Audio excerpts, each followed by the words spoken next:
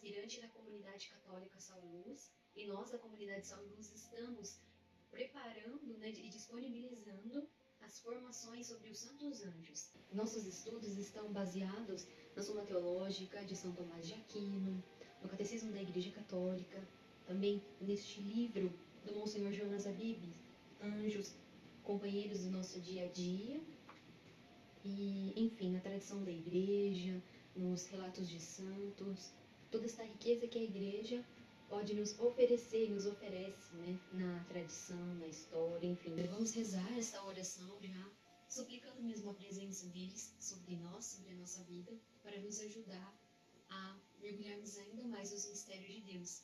Nós que não podemos compreender completamente o mistério, não cabe a nós, mas cabe a nós vivenciarmos o mistério, que é a existência desses santos amigos do céu, que nos levam ainda mais para mais próximo de Deus, para cumprirmos a nossa missão aqui na Terra. Amém? Então, em nome do Pai, do Filho e do Espírito Santo. Amém. Santo anjo do Senhor, meu zeloso guarda-luz, se a ti me confiou a piedade divina, sempre me rege, me guarde, me governe e me ilumine. Amém. Para iniciarmos os nossos estudos, nós vamos começar lendo o SIC 328, lá no Catecismo da Igreja Católica, que afirma: a existência dos anjos é uma verdade de fé. A existência de seres espirituais não corporais, que a Sagrada Escritura chama habitualmente de anjos, é uma verdade de fé. O testemunho da Escritura a respeito é tão claro quanto a unanimidade da tradição. O outro SIC, 332, afirma: eles estão aí desde a criação e ao longo de toda a história da salvação. Enfim, são muitos exemplos que nós podemos encontrar, né, nas Sagradas Escrituras, da presença dos santos anjos na vida do povo de Deus. E para nós continuarmos o nosso estudo, então, quem são os santos anjos? Os santos anjos, eles são seres puramente espirituais, criados por Deus e superiores aos homens. Ou seja, sendo puro espírito, não possuem um corpo. Etimologicamente, a palavra anjo significa mensageiro, o que, como afirma Santo Agostinho, indica a função e não a natureza. Logo mais nós aprofundaremos também na natureza dos anjos. Qual a origem dos anjos e dos demônios? Alguns santos doutores católicos, como São Tomás de Aquino, afirmam que os anjos foram criados primeiro, ou seja, antes da criação do mundo natural, este mundo que vemos hoje, Deus criou o mundo sobrenatural, os anjos, como nos afirma também lá em Gênesis 1. No princípio, Deus criou o céu, ou seja, o mundo espiritual, o mundo sobrenatural, e a terra, o mundo material. Deus criou todas as criaturas livres para escolher amar a Deus ou não, pois esse é o fim último das criaturas, se unirem a Deus, viver em harmonia com o seu Criador, amando-o e adorando-o. Assim como nós, seres humanos, somos livres no tempo que temos, ou seja, cada dia, cada instante nós podemos escolher por amar a Deus ou não, pelo pecado ou não, com os anjos também foi a mesma coisa. Eles, nessa mesma liberdade, eles tiveram um tempo que nós não sabemos dizer quanto é, comparando com o nosso tempo. Nós não conseguimos explicar, medi-lo, né? Mas nós sabemos que eles tiveram também ali no ato da sua criação esta liberdade e este tempo para escolherem amar a Deus ou não. E na criação, Deus ele não se revelou face a face para os anjos, ou seja, os anjos não viram a Deus face a face, não tiveram uma visão plena de Deus. Ou seja, como São Tomás de Aquino diz, né? Eles não tiveram a visão beatífica de Deus. Pois, se Deus tivesse se revelado plenamente aos anjos, eles perderiam a sua liberdade e seriam consumidos de amor por Deus. Pois Deus é irresistível, né? Como diz a nossa fundadora Brina, Deus ele é o puro amor. Deus é puro amor em essência, é o puro bem em essência, a beleza ali em essência. A sua essência é, né, a beleza, o amor. Não tem como resistir a Deus, porque todas as suas criaturas foram criadas para este fim, para amá-lo, para encontrá-lo face a face. E se Deus tivesse se revelado em essência para eles, eles perderiam a sua liberdade. Eles não conseguiriam amar a Deus de verdade. Por exemplo, nós podemos encontrar, né, um exemplo muito grotesco, né, uma comparação muito grotesca, mas o que acontece com os videntes de Garabandal, né, do filme Garabandal, Só Deus Sabe. Né? Nesse filme, as videntes relatam que Nossa Senhora as chama por 3 vezes, e no terceiro chamado elas não conseguem resistir, elas largam tudo e vão ao encontro de Nossa Senhora.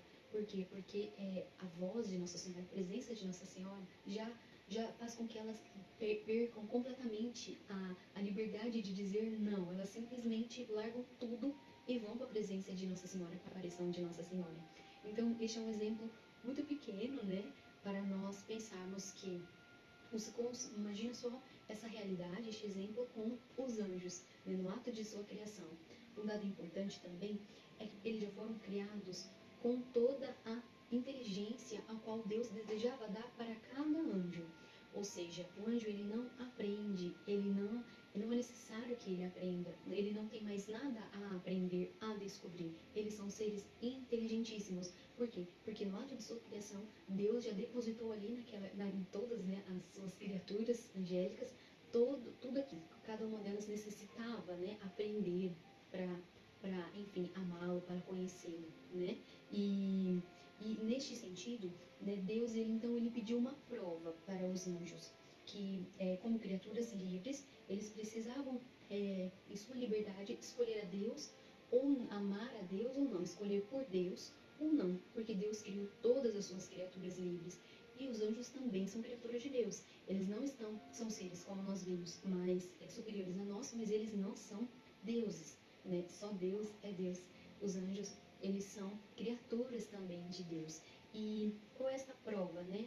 A igreja não afirma, nós não sabemos com certeza qual foi essa prova que os anjos passaram, mas nós temos uma tese de São Domingos, que não é uma verdade de fé, né? As pessoas podem acreditar ou não, é uma tese, né, que diz que Deus ele revelou aos anjos que ele iria se encarnar no seio de uma mulher, ou seja, que ele iria, próprio Deus iria se fazer homem.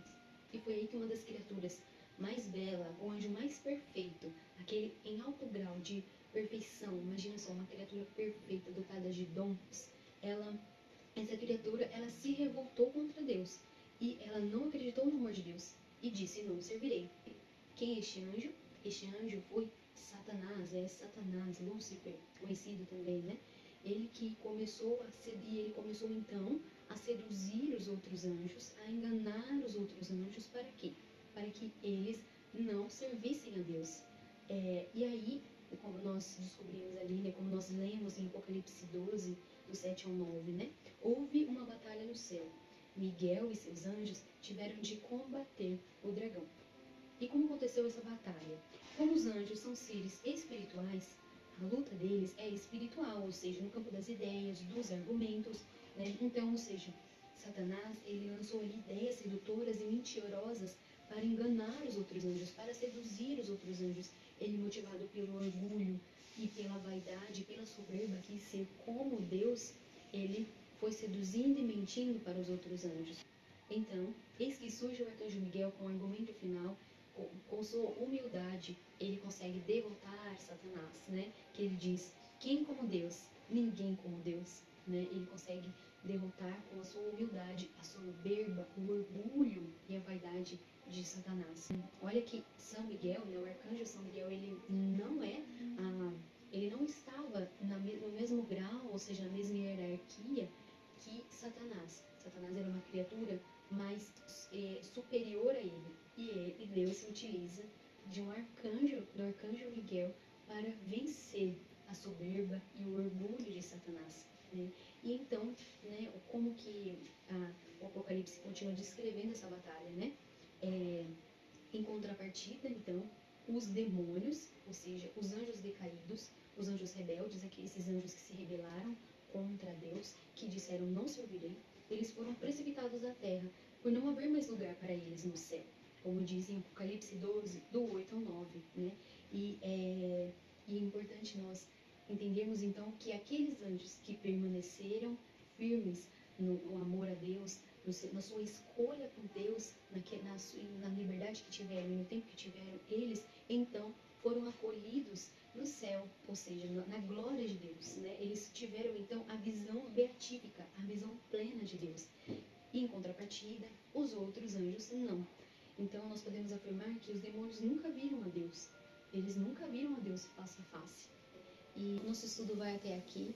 Nos próximos nós continuaremos falando ainda mais sobre o universo angélico, né? A natureza dos anjos, a hierarquia, enfim. Obrigada, fiquem com Deus. Até o nosso próximo estudo.